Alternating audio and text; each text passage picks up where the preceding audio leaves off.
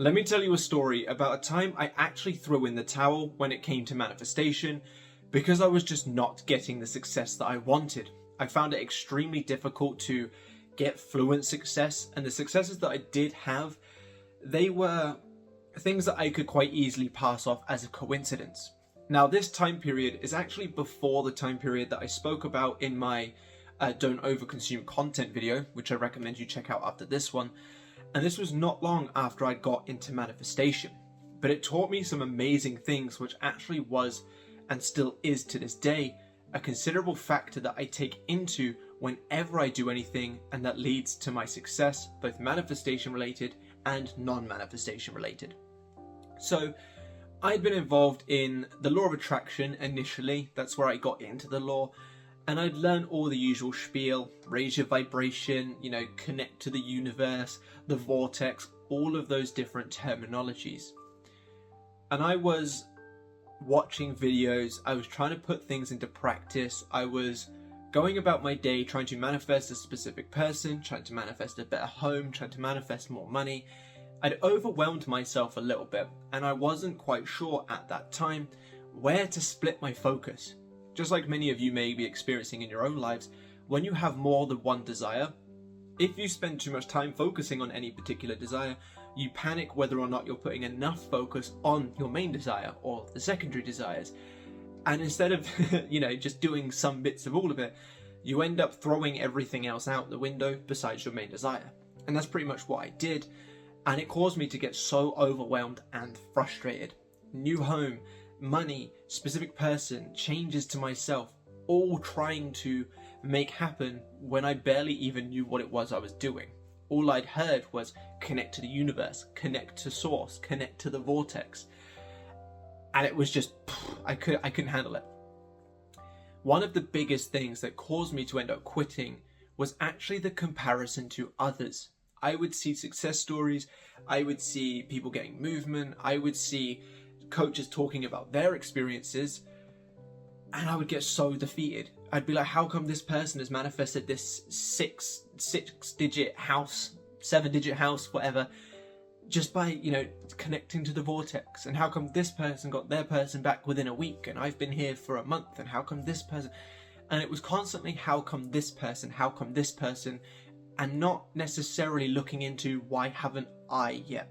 I was looking externally at other people getting their successes and attributing their success as my failure. Because they've got it, I failed.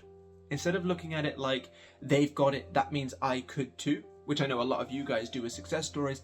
But unfortunately for me, I was one of those people that was, they've got it, why don't I? Or they've got it, does that mean I never will? And things like that.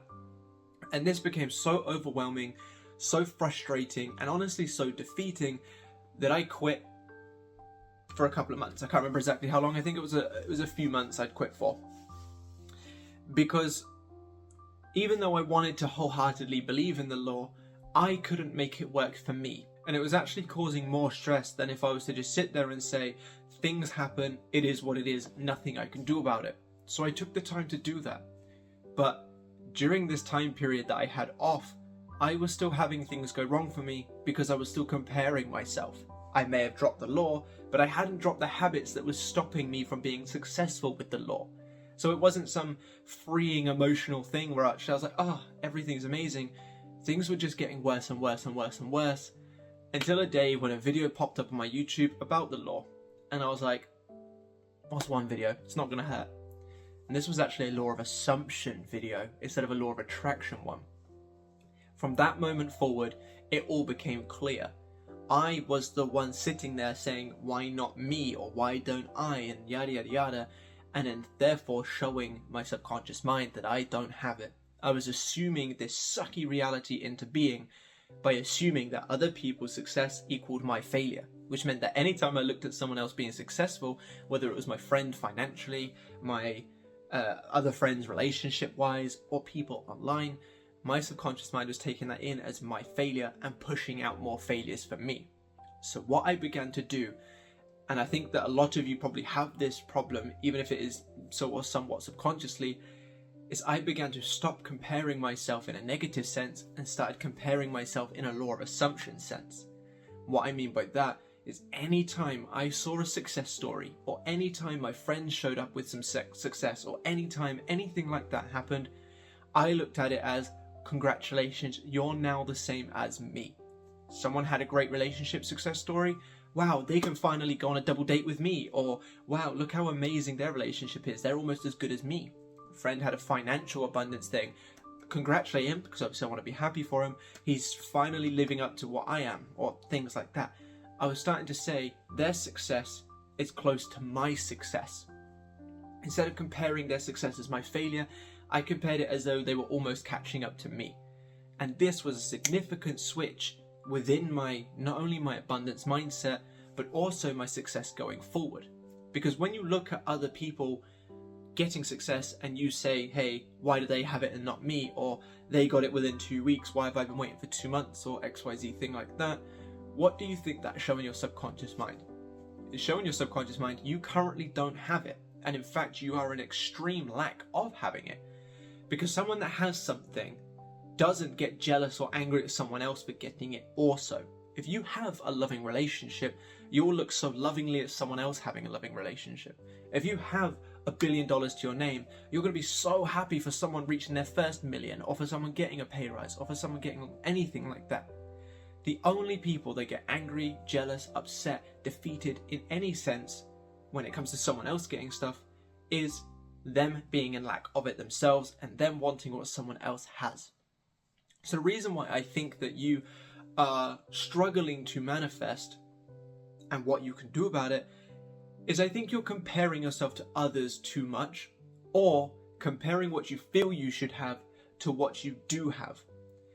What I mean by that is, obviously the story I've just given you should hopefully explain comparing yourself to others, but the other factor that I think holds a lot of people back, myself included during this journey, is comparing what you expect yourself to have received based on what you've heard on videos or how fast something else would have succeeded, or just your general expectation toward what you do actually have. So instead of looking at it like, I'm in an abundance and even if it hasn't showed up now, I still have it, it's still mine. A lot of people will say, I've been doing it for X amount of time and no movement. I've been doing it for X amount of time and I still don't have my desire. I've been doing all of these things and it's still not here. You are still in a state of comparison. You're comparing what you should have or what you feel you should have with what you do have. And once again, what do you think that's showing your subconscious mind? It's showing your subconscious mind that you don't have it right now. Otherwise, there would not be that comparison. You can't compare the success of something when you already have the success of something in a negative sense. You can't sit there and say, oh, I don't have this thing, but I should by now, if you've already got it.